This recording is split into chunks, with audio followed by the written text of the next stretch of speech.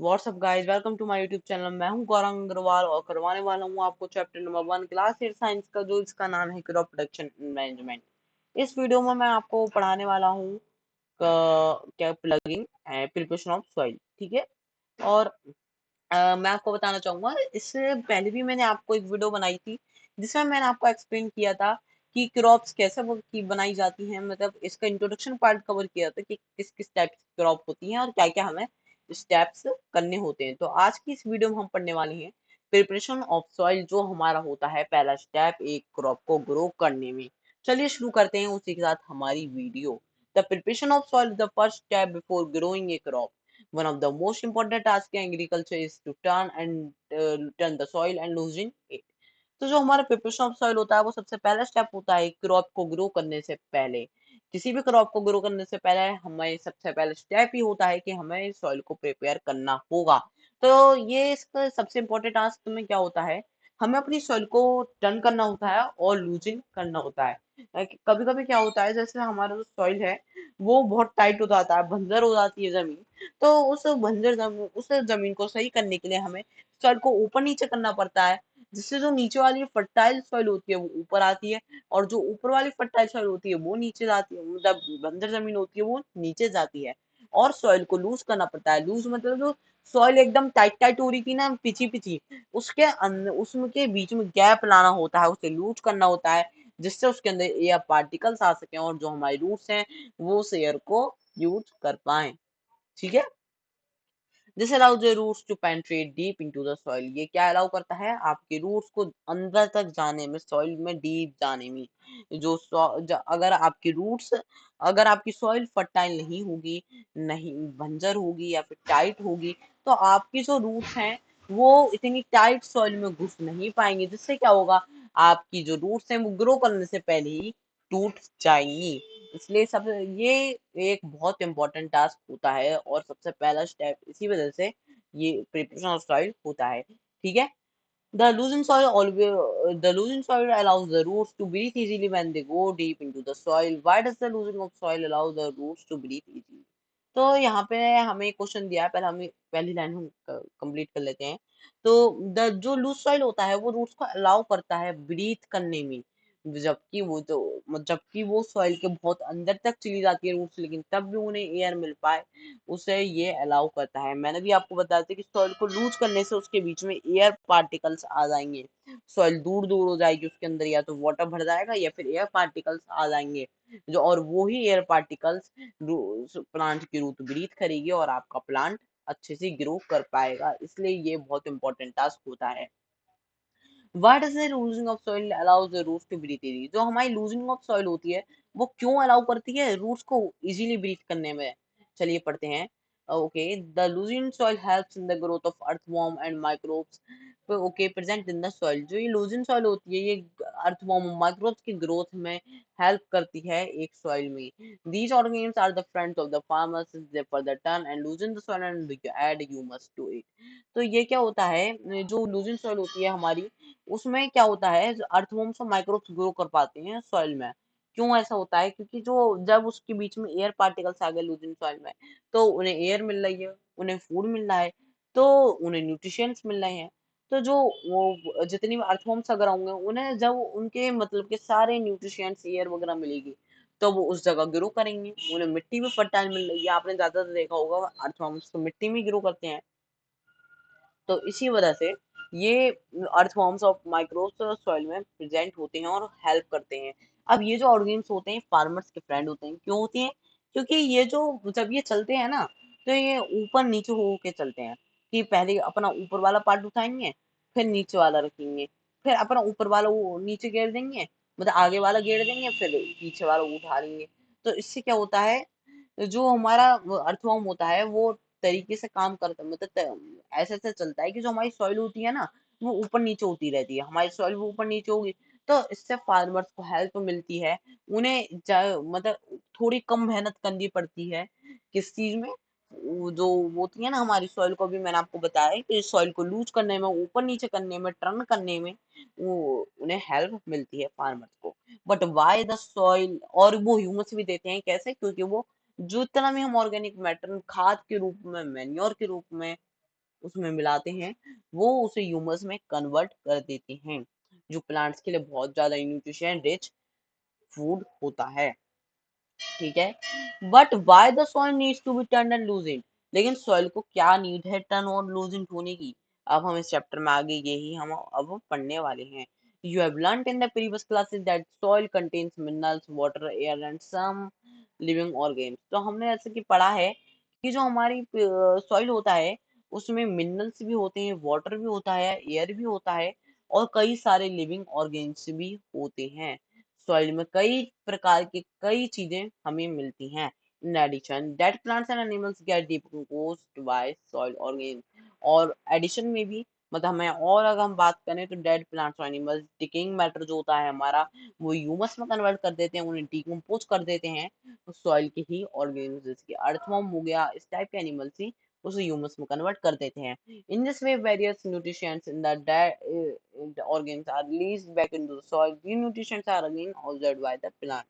तो इसी प्रकार से जब वो ह्यूमस में कन्वर्ट हो जाते हैं, तो वो न्यू हमें सॉइल को, हमारा जो सॉइल होता है उसे जितनी भी हमने उसमें खाद वाद डाली, मतलब तो वो सारी ह्यूमस में कन्वर्ट हो जाएगी, जितना भी हमने उसमें मैन्योर ऐड किया। फिर जब वो ह्यूमस में ऐड हो जाएगी तो वो न्यूट्रिशेंट रिच हो जाएगा, जब न्यूट्रिशन तो सॉइल, मतलब सॉइल उसके न्यूट्रिशेंट्स को गेन कर पाएगा। जब प्लांट होगा तो प्लांट ह्यूमस के न्यूट्रिशेंट्स को कंज्यूम कर लेगा, प्लांट उन न्यूट्रिशेंट्स को कंज्यूम कर लेगा तो उस ह्यूमस से तो न्यूट्रिशेंट पूरे हो जाएंगे, ह्यूमस आपका मिट्टी में बदल गया पूरी तरीके से, और जो आपके न्यूट्रिशेंट्स है वो भी प्लांट ने यूज कर लिए। ठीक है, since only a few centimeters of the top layer of the soil supports plant growth, लेकिन कुछ ही सेंटीमीटर्स तक टॉप लेयर के, ज्यादा अंदर नहीं, कुछ ही सेंटीमीटर तक जो हमारी टॉप लेयर होती है सॉइल की, वो प्लांट ग्रोथ को सपोर्ट करती है। और turning on losing the soil brings the nutrition rich soil to the top so that plants can use the nutrition। तो इसी वजह से हमें उसे उसे टर्न और डाउन करना पड़ता है, turn up and turn down, जिससे जो न्यूट्रिशन रिच सॉइल होता है नीचे वाला वो ऊपर आ जाता है, और जो न्यूट्रिशंस नॉट रिच होता है तो, हाँ, ठीक है, वो नीचे पहुंच जाता है, और बाद में सारे वो न्यूट्रिशन जितने भी रिच होते हैं नीचे फिर से न्यूट्रिशंस मिलते हैं उन्हें, हम खाद डालते हैं तो उससे वो दोबारा न्यूट्रिशन रिच होता आता है सॉइल, तो वो फिर से ऊपर आ जाता है। तो इसी तरीके से हमें ये करना होता है। Thus, turning and losing the soil is very important for the cultivation of crops। इसलिए ही turning और losing बहुत ज़्यादा important होती है cultivation of crops के लिए। The process of losing and turning the soil is called tilling or plugging। This is done using white plow।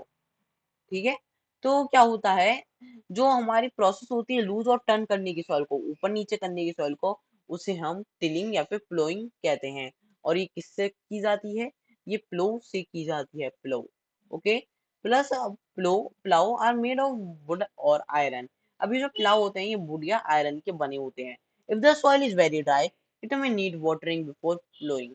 ठीक है, अब कभी कभी क्या होता है, आपका सॉइल बहुत ही ड्राई है, बहुत ज्यादा बंजर हो चुकी है आपकी जमीन, तो उसमें आपको प्लोइंग से पहले वाटर भी ऐड करना पड़ता है। ठीक है, the plow field may have big clumps of soil called crumbs। अब जो हम जब उन्हें प्लो कर रहे होते हैं तो कभी कभी क्या होता है, एक ही साइड बड़े बड़े clumps पत्थर से आ जाते हैं, तो उन्हें हम क्या कहते हैं, उन्हें हम क्रम्स कहते हैं। मोटे मोटे वो पत्थर से नहीं होते हैं, जो मिट्टी के गांठे से बनी आती हैं। तो it is necessary to break these crumbs, और सॉइल को फर्टाइल बनाने का, अगर वो इतने टाइट टाइट वो रहेंगे पत्थर से, तो उनमें क्या होगा, हमारी रूट्स ग्रो नहीं कर पाएंगी। तो उन्हें पहले क्रश करना पड़ता है, उन्हें पहले तोड़ना पड़ता है, ब्रेक करना पड़ता है उन क्रम्स को प्लोइंग के बीच में ही। Levelling the field is beneficial for sowing as well as for irrigation. और लेवल करना फील्ड को ये भी बहुत ज्यादा बेनिफिशियल होता है, सोइंग के लिए भी और इरिगेशन के लिए भी, क्योंकि लेवलिंग का मतलब होता है कि ऐसा ना हो कि ये वाली जमीन हमारी ऊंची हो रही है और ये वाली छोटी हो रही है, तो इससे क्या होगा, हमारे प्लांट्स अच्छे से ग्रो नहीं कर पाएंगे, उन्हें वैसी दिक्कत होने लगेगी। ठीक है, चलिए, levelling the field is beneficial for sowing as well as for irrigation. तो सोइंग और इरिगेशन दोनों के लिए ही लेवलिंग बहुत ज्यादा बेनिफिशियल होती है। Levelling of soil is done with the help of leveller. और जो लेवलिंग होती है हमारी सॉइल की, वो किसकी मदद से की जाती है?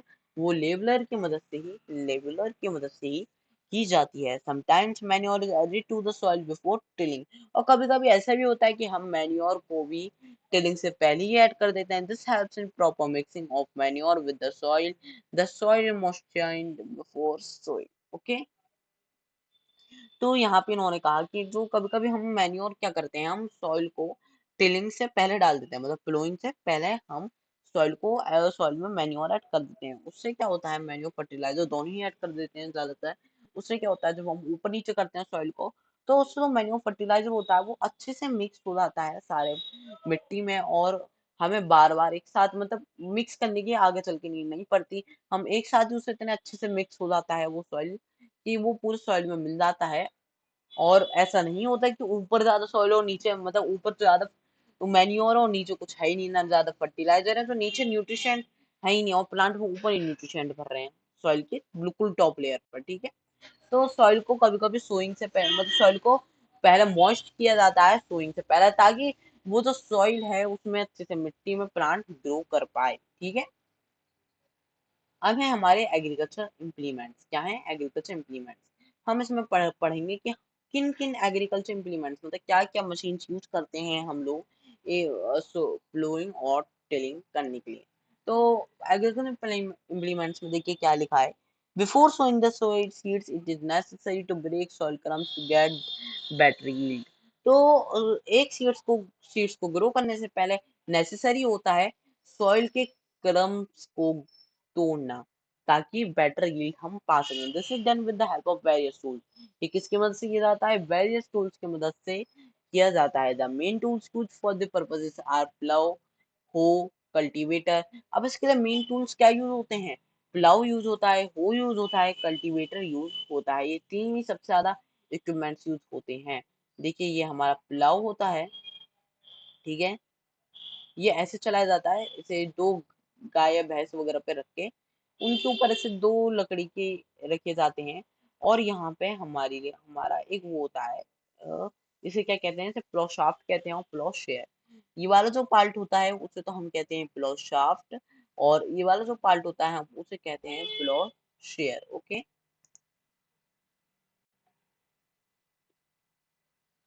चलिए, ओहो यहाँ plough, this is being used since ancient times for tilling soil. ये एक ऐसी प्रोसेस होती है प्लाउ से करना, इस वाले से करना, जो बहुत टाइम से चली आ रही है, एंशिएंट टाइम से टिलिंग करने के लिए सॉइल को, adding fertilisers to the crop, removing the weeds and turning the soil. This is made of wood and drawn by pair of bulls और other animals, horses and camels। ठीक है, तो ये क्या होता है, इसमें हम क्या करते हैं, टिलिंग करते हैं सॉइल की, पहले हम ज्यादातर फर्टिलाइजर से डाल देते हैं, उसके बाद रिमूव कर देते हैं बीड्स वगैरह को। टर्निंग द सॉइल मतलब फर्टिलाइजर्स को भी ऐड कर देता है। उसके बाद जैसे जो बीड्स मतलब क्या होता है, जो वैसे प्लांट में आते हैं जंगली बीच में प्लांट्स के, तो जब हम अपनी प्लो से कर रहे होते हैं तो उससे क्या होता है, देखिए मैं आपको दिखाता हूँ। जब आप ऐसे करके कर रहे होंगे तो जितने भी प्लांट होंगे यहाँ पे, जो जंगली प्लांट्स उगते होते हैं, उग रहे होते हैं, वो जब आप ऐसे करेंगे तो वो ऊपर नीचे हो जाएंगे, उनके रूट्स उखड़ जाएंगी।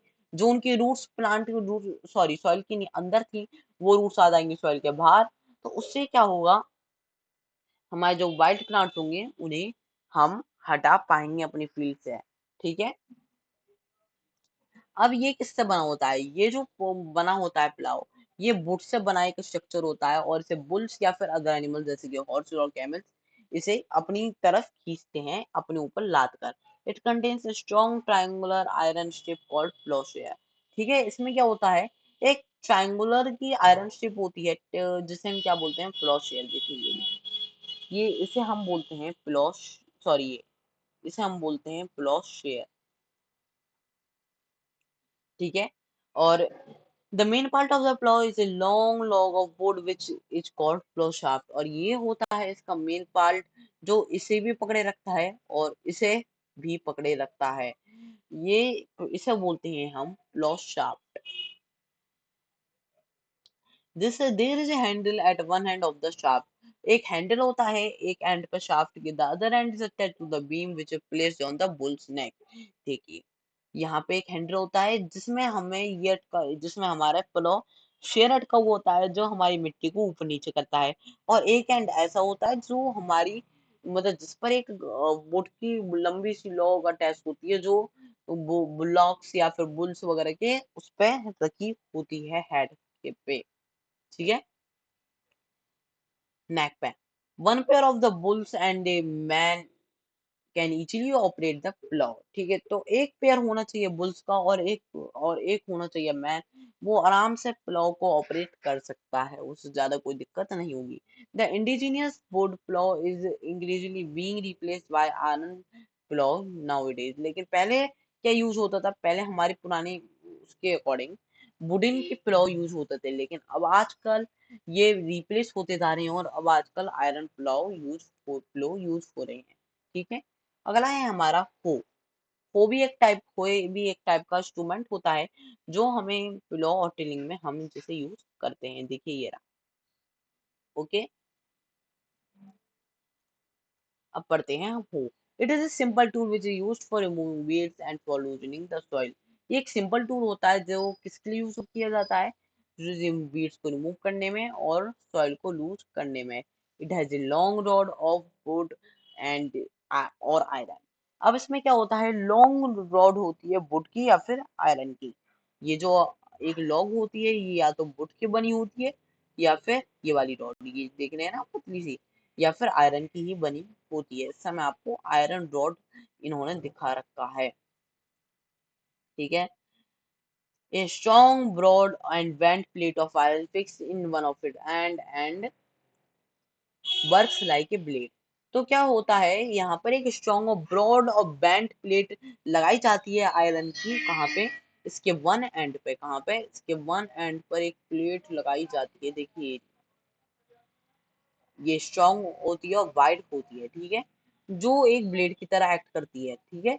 It is pulled by animals. ये भी एक टाइप का इंस्ट्रूमेंट होता है जो एनिमल्स के द्वारा खींचा जाता है, और जब वो एनिमल्स से खींचते हैं तो उसका ये जो ब्लेड होता है, बेंट प्लेट, ये सॉइल को ऊपर नीचे करती हुई चलती है, ठीक है।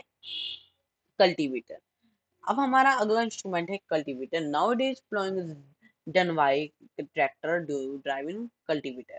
The use of cultivator saves labour and time. अब क्या हो रहा है आजकल, अभी ये तो इंस्ट्रूमेंट थोड़ी थोड़ी जमीन को करते थे एक से ना, और कितनी मेहनत लगती थी इन्हें आगे बढ़ाना, इन्हें पीछे करना, बुलॉक्स को, एनिमल्स को पीछे करना, बुल्स को पीछे आगे करना।